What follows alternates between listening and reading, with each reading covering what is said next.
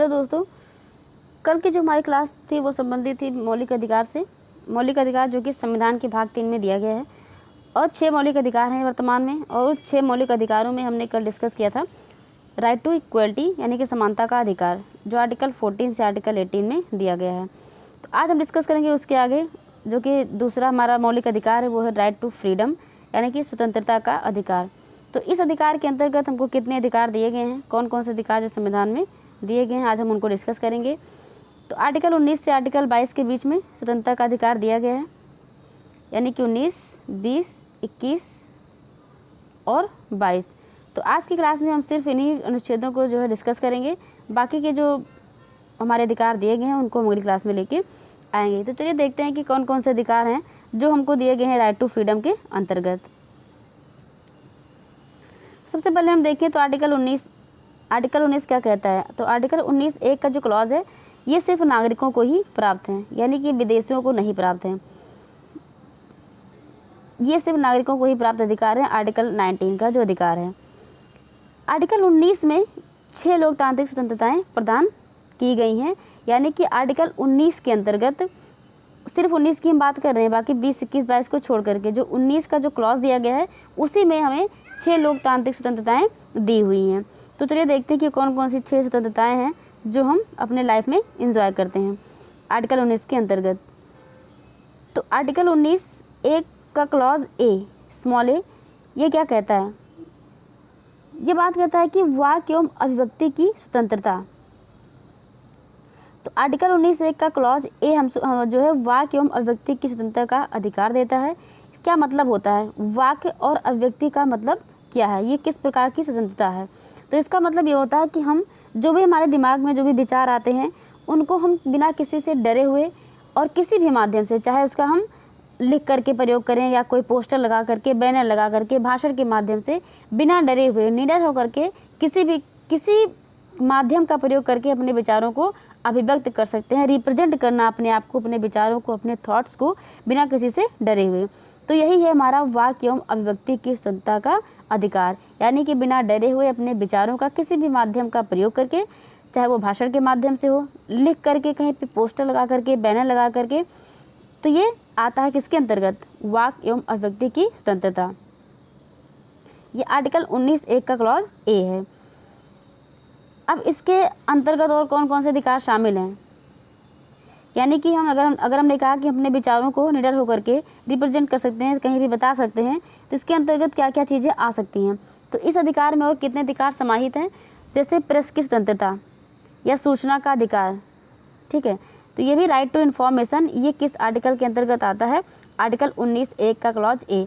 ये प्रश्न पूछा जाता है कि सूचना का अधिकार किसके अंतर्गत आता है, तो इसमें कन्फ्यूजन वाला ऑप्शन क्या होगा, आर्टिकल 21 होगा, ठीक है। अनुच्छेद 21 पूछा जा सकता है, तो इसमें आंसर क्या होगा हमारा, आर्टिकल 19(1) का ए क्लॉज ए है। तो आर्टिकल 19(1) के क्लॉज में क्या क्या चीज़ें हमको जो है एक्स्ट्रा जो दी गई हैं, तो प्रेस की स्वतंत्रता है, सूचना का अधिकार है, आलोचना करने का अधिकार है, यानी कि ऐसा नहीं है कि आपको कोई मना कर सकता है, आप किसी भी चीज़ की आलोचना कर सकते हैं। दोषी करार दी गई व्यक्ति को अपनी बात रखने का अधिकार है। अब ऐसा भी नहीं है कि अगर कोई दोषी व्यक्ति है तो वो उसका जो है बोलने का अधिकार ही छीन लिया जाए, यानी कि वो दोषी है तो उसको बोलने से मना कर दिया जाए, यानी कि उसकी अभिव्यक्ति पर भी हम रोक नहीं लगा सकते हैं। तो दोषी करार दिए गए व्यक्ति को अपनी बात रखने का अधिकार है। शांत रहने का अधिकार है, यानी कि चुप रहने का अधिकार है, पुस्तक लिखने का अधिकार है, बहुत सारी चीज़ें हैं जो इसके अंतर्गत दी गई हैं। तो ये कुछ मुख्य बातें थी जो हमने इसमें डिस्कस की आर्टिकल 19(1) के क्लॉज ए के अंतर्गत। अब ऐसा नहीं है कि आप इसका जो है, यानी कि जो फ्रीडम दी गई है इस पे जो है कोई बाउंडेशन नहीं है, इस पर बाउंडेशन भी लगाई जा सकती है। वो कौन कौन सी स्थिति है, कौन कौन सी सिचुएशन है जिसके तहत, यानी जिसके होने पर जो है हमारे वाक्य एवं अभिव्यक्ति की स्वतंत्रता पर कुछ न कुछ प्रतिबंध लगाया जा सकता है। तो वाक्य एवं अभिव्यक्ति के अधिकार पर तर्क संगत प्रतिबंध, कुछ ऐसे कारण हैं जिसके कारणों से हम जो है उस पर प्रतिबंध लगाया जा सकता है। जैसे भारत के संप्रभुता तथा सुरक्षा के हित में, अन्य देशों के साथ मित्रवत संबंध बनाए रखने के लिए, यानी कि आप ऐसा कुछ प्रेस के माध्यम से या किसी भी चीज़ के माध्यम से आप ऐसा कुछ नहीं लिख सकते हैं कि जिससे हमारे जो संबंध है दूसरे देशों से, जो मित्र देश हैं उनसे कोई संबंध खराब हो। तो अगर ऐसा कुछ आप करते हैं तो उस पर क्या होता है, उस पर जो है प्रतिबंध लगाया जा सकता है। तो अन्य देशों के साथ मित्रवत संबंध बनाए रखने के लिए भी प्रतिबंध लगाया जा सकता है। अगर आप न्यायालय की अवमानना करते हैं या मानहानि, इन सब चीज़ों के लिए भी प्रतिबंध लगाया जा सकता है। और किसी अपराध को भड़काने के लिए भी प्रतिबंध लगाया जा सकता है। जो घृणा फैलाने वाले भाषण हैं इस अधिकार के दायरे में नहीं आते हैं। यानी कि अगर अभी जैसे हमने कहा कि भाषण के माध्यम से आप अपनी अभिव्यक्ति यानी अपने विचारों का जो है अभिव्यक्ति कर सकते हैं, तो ऐसा नहीं कि आप जो है कोई ऐसा भड़काऊ जो है भाषण दे दें जिससे दंगा फसाद होने लगे, तो ये आपका मौलिक अधिकार नहीं है। यानी कि आप घृणा फैलाने वाले जो भाषण हैं आप इसका प्रयोग अपने मौलिक अधिकार के अंतर्गत नहीं कर सकते हैं। तो ये था आर्टिकल 19 का क्लॉज ए। चलिए देखते हैं कि आर्टिकल 19 के क्लॉज बी में क्या बातें कही गई हैं, कौन से अधिकार हमको दिए गए हैं। तो आर्टिकल 19 ए का बी क्लॉज कह रहा है कि शांतिपूर्वक निरायुध सम्मेलन का अधिकार है। यानी कि आप कहीं भी जो है बैठ करके सम्मेलन कर सकते हैं, लेकिन शांतिपूर्वक। ऐसा नहीं कि आप बंदूक या गन लेकर के कहीं बैठ के, तो ये निरायुध सम्मेलन का अधिकार है लेकिन शांतिपूर्वक है। देश की संप्रभुता तथा अखंडता के हित में जन व्यवस्था बनाए रखने के लिए इस अधिकार जो है अधिकार पर, इस फ्रीडम पर युक्त प्रतिबंध लगाया जा सकता है। यानी कि जितने हमारे मौलिक अधिकार हैं, अगर आप उसका ज़्यादा जो है प्रयोग मतलब कि गलत प्रयोग करते हैं, उसका उल्लंघन करते हैं, तो उस पर भी क्या है, उस पर प्रतिबंध लगाया जा सकता है। तो शांतिपूर्वक सम्मेलन का अधिकार 19(1) के बी में है। 19(1) के ए में विचारों की अभिव्यक्ति है, फिर उसके बाद में विचार की अभिव्यक्ति हम करेंगे, फिर सम्मेलन करेंगे, एक और बी हो गया। अब आर्टिकल 19 के सी की अगर हम बात करें, इसमें संगठन या संघ या सरकारी संस्थान बनाने का अधिकार दिया गया है। आप संगठन बना सकते हैं या संघ बना सकते हैं, तो ये बनाने का अधिकार दिया गया है 19 के सी में।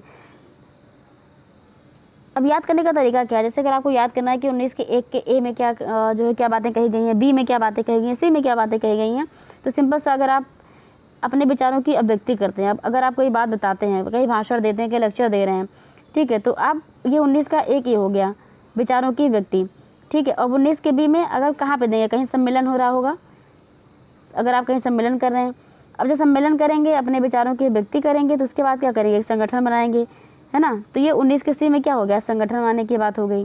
तो एक ए, बी और सी हो गया। इसमें एक शब्द लिखा है सहकारी संस्थान। तो सहकारी संस्थान जो शब्द है ये बाद में जोड़ा गया है, ये जो है अमेंडमेंट किया गया था, संशोधन के माध्यम से इसको जोड़ा गया। 97वां संविधान संशोधन 2011 के माध्यम से इसको शामिल किया गया। तो संगठन या संघ पहले से दिया हुआ था, लेकिन सहकारी संस्थान बनाने का भी अधिकार हमको दिया गया है। और ये सहकारी संस्थान शब्द जो जोड़ा गया है 97वां संविधान संशोधन अधिनियम 2011 के तहत जोड़ा गया है। राज्य सैन्य बल, अर्धसैनिक बलों, पुलिस तथा खुफिया सेवाओं में मजबूत संघों को प्रतिबंधित कर सकता है। यानी कि ये ऐसे यहाँ पे जो है राज्य इन पर प्रतिबंध लगा सकता है। ये वो राज्य सैन्य जो है राज्य क्या कर सकता है, सैन्य बल या अर्धसैनिक बलों या पुलिस में या खुफिया सेवाओं में अगर आप यहाँ पे अगर कोई ऐसे जो है संगठन बनाते हैं, तो वहाँ पे राज्य क्या कर सकता है, प्रतिबंधित कर सकता है। 19 के 1 के डी की अगर हम बात करें तो इसमें क्या कहा गया है, इसमें भारत के राज्य क्षेत्र में कहीं भी आवागमन की स्वतंत्रता है। यानी कि आप इंडिया के किसी भी कोने में कहीं भी आ जाके घूम सकते हैं, इसकी स्वतंत्रता हमको दी गई है। तो ये 19 का डी है कि आप भारत के किसी भी कोने में आवागमन की स्वतंत्रता आपको दी गई है। तो एक ए में हमने क्या देखा कि विचारों यानी कि अभिव्यक्ति की स्वतंत्रता है। फिर दूसरा हमने सम्मेलन बनाया, और उसके बाद में तीसरा हमने संघ बनाया, इकट्ठा हुए संघ बनाया, संगठन बनाया यानी कि 3-4 लोग इकट्ठा होकर संगठन बना लिए। अब हम लोग क्या करेंगे, कहीं घूमने जाएंगे। ये याद करने का एक वो है कि आप स्टोरी बेस इसको याद कर सकते हैं। तो 1 के डी में क्या, ये आवागमन की स्वतंत्रता है। तो 1 के डी में क्या हो गया कि भारत के राज्य क्षेत्र में कहीं भी आवागमन की स्वतंत्रता है। 19 के 1 के ई में क्या है, राज्य के क्षेत्र में कहीं भी रहने तथा बसने का अधिकार है। अब मान लीजिए आप कहीं घूमने गए हैं, आपको कोई भी जगह कश्मीर हो, कहीं भी हो, अगर चीज़ें अच्छी लगने लगी हैं, जगह अच्छी लगी है, तो आप वहाँ पर रह भी सकते हैं, आपको बसने का रहने का अधिकार दिया गया है। ये 19 का ई हो गया। तो 19 के ई में क्या है कि आप भारत के राज्य क्षेत्र में कहीं भी रहने का या बसने का अधिकार आपके पास है। आर्टिकल 19 1 का डी और ई ये क्या है, ये एक दूसरे के पूरक हैं और इन अधिकारों को जनहित में या अनुसूचित जनजातियों के हितों की रक्षा करने के लिए प्रतिबंधित किया जा सकता है। यानी कि अगर हम जनजातियों की बात करें, जो शेड्यूल्ड ट्राइब्स हैं, तो अगर आप जा करके अगर उनके रहन सहन में, उनके कल्चर में कोई डिस्टर्बेंस करते हैं तो आपको वहाँ पे प्रतिबंधित किया जा सकता है। आर्टिकल 19(1)(g) ये किससे संबंधित है? अगर आप कहीं रह रहे हैं या कहीं घूमने गए हैं तो आजीविका तथा कारोबार या व्यापार करने का भी अधिकार आपको है। यानी कि राज्य किसी भी कारोबार या आजीविका के अन्य साधन के लिए शैक्षिक या तकनीकी योग्यता निर्धारित कर सकता है। राज्य कुछ कारोबार या व्यापार का विनियमन कर सकता है, जैसे शराब बनाना या बेचना, तो इसका विनियमन सरकार जो है राज्य सरकार कर सकती है। और किसी भी जो कारोबार है या आजीविका है उसके लिए शैक्षिक या तकनीकी योग्यताएं भी निर्धारित कर सकती है। यानी कि ऐसा नहीं कि आप हर काम जो है कुछ भी करना चाहें तो कुछ भी कर सकते हैं, यानी कि उसके लिए कुछ एक जो क्वालिफिकेशन होगी, जो इसेंशियल होगी, आप अगर वो जो फुलफिल करते हैं तो आप ऐसा जो भी साधन है, जो भी कारोबार है, आप वो कर सकते हैं। तो ये 19 के जी में हो गया। आर्टिकल 19 के 1 में लोकतांत्रिक जो है 7 कितने अधिकार थे? आर्टिकल 19 के 1 में 7 लोकतांत्रिक स्वतंत्रताएं दी गई थी।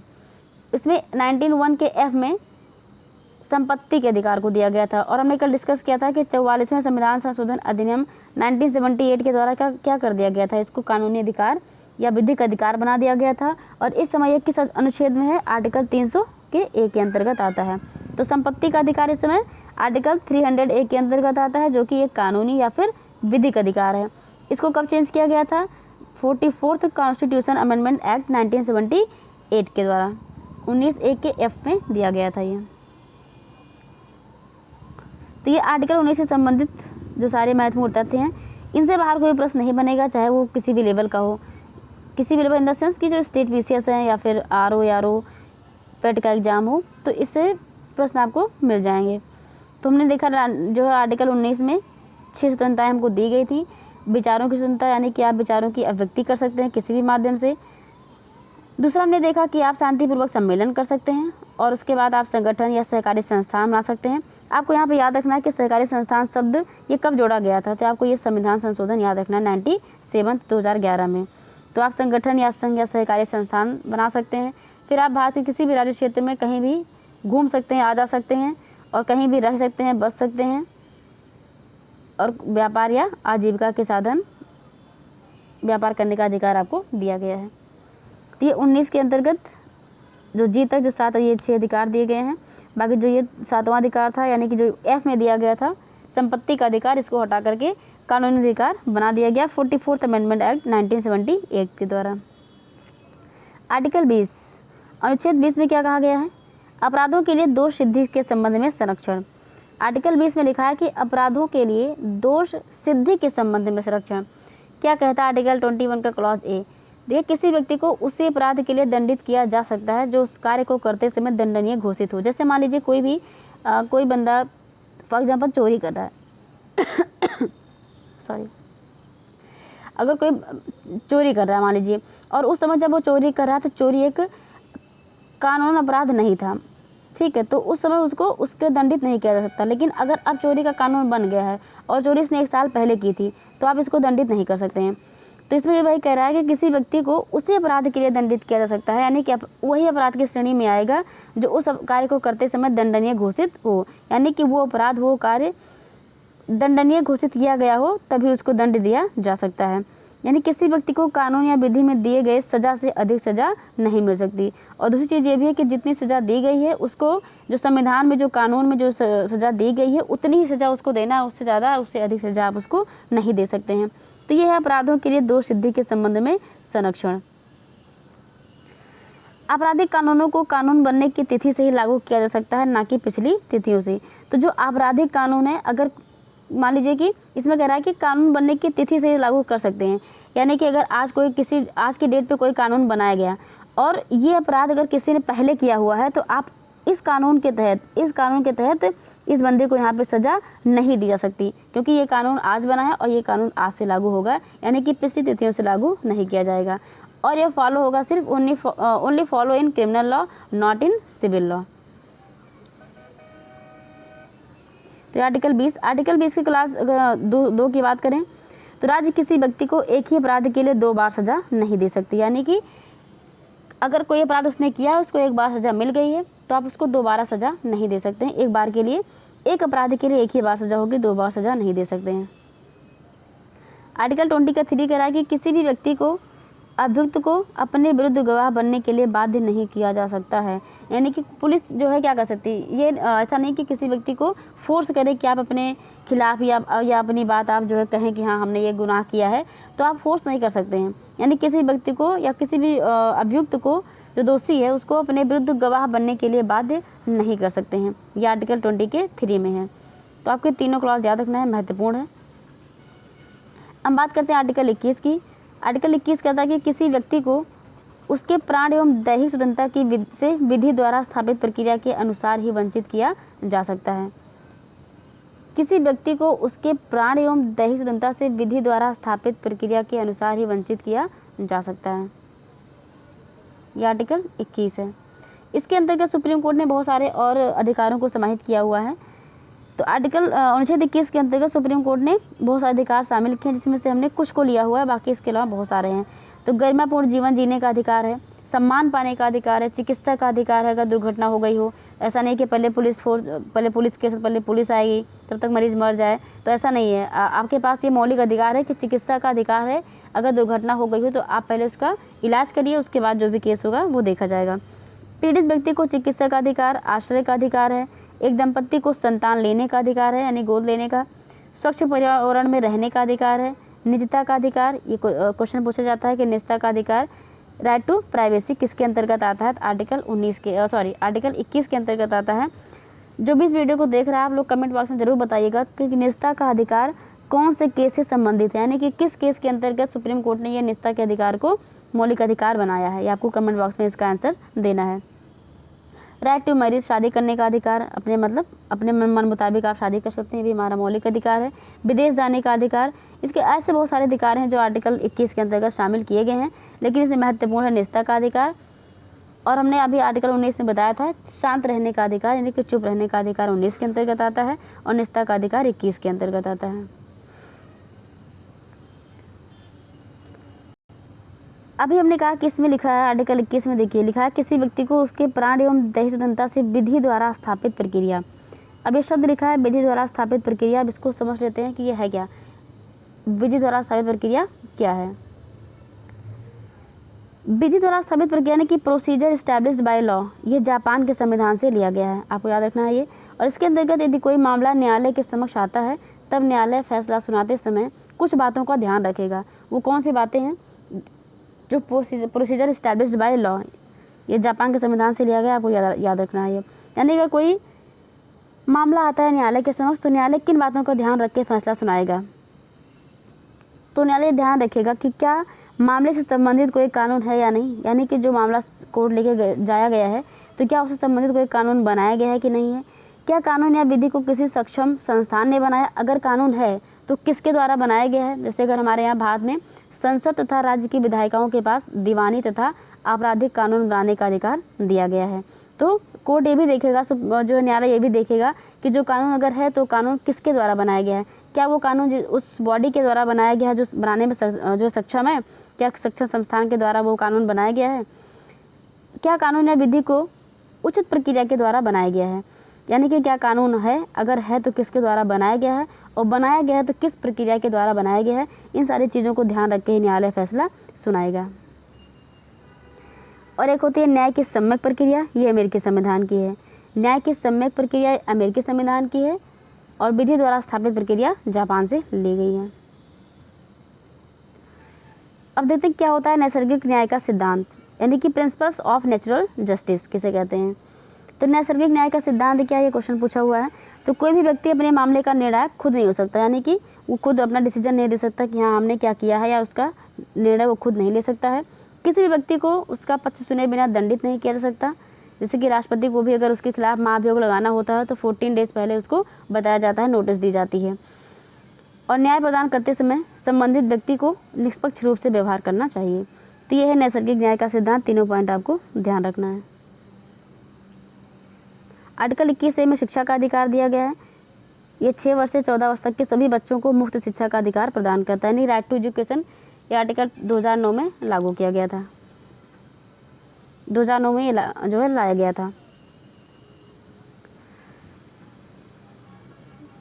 तो आर्टिकल 21 से क्या है, ये राइट टू एजुकेशन है। कितने साल के बच्चों को? 6 वर्ष से 14 वर्ष तक के बच्चों को मुफ्त शिक्षा का अधिकार प्रदान करता है।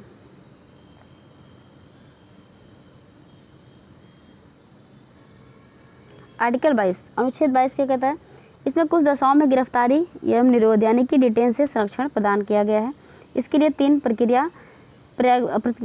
प्रक्रियात्मक अधिकार दिए गए हैं। कौन से वो अधिकार हैं जो दशाओं में निरोध और गिरफ्तारी से संरक्षण प्रदान करते हैं? जैसे कि गिरफ्तार किए गए व्यक्ति को गिरफ्तारी के कारणों से अवगत कराया जाना आवश्यक है, यानी कि उसको किस वजह से गिरफ्तार किया गया है ये आपको बताना है, और उसे अपनी इच्छा के वकील से परामर्श करने तथा प्रतिरक्षण करने का अधिकार दिया गया है। तो अगर आप किसी व्यक्ति को गिरफ्तार किया जा रहा है तो उसकी वजह क्या है, वो जो कारण है, गिरफ्तारी का कारण है, उससे अवगत कराया जाना आवश्यक है और उसे अपनी इच्छा के वकील से परामर्श करने का भी अधिकार दिया गया है। हिरासत में लिए गए गिरफ्तार किए गए व्यक्ति को गिरफ्तारी के स्थान से मजिस्ट्रेट के न्यायालय तक यात्रा के लिए आवश्यक समय को छोड़कर, यानी कि जितना समय जाने में लग रहा है उस समय को छोड़ करके 24 घंटे के भीतर क्या करना होता है, निकटतम मजिस्ट्रेट के समक्ष पेश करना अनिवार्य है। और ऐसे किसी व्यक्ति को मजिस्ट्रेट की इजाज़त के बिना उक्त अवधि से अधिक अवधि के लिए हिरासत में नहीं रखा जा सकेगा। तो ये आर्टिकल 22 के कुछ प्रावधान हैं। तो आज हमने देखा कि राइट टू फ्रीडम, स्वतंत्रता का अधिकार 19 से 22, इसमें क्या क्या दिया गया था और ये सारे तथ्य महत्वपूर्ण है, इन तथ्यों से प्रश्न बनते हैं।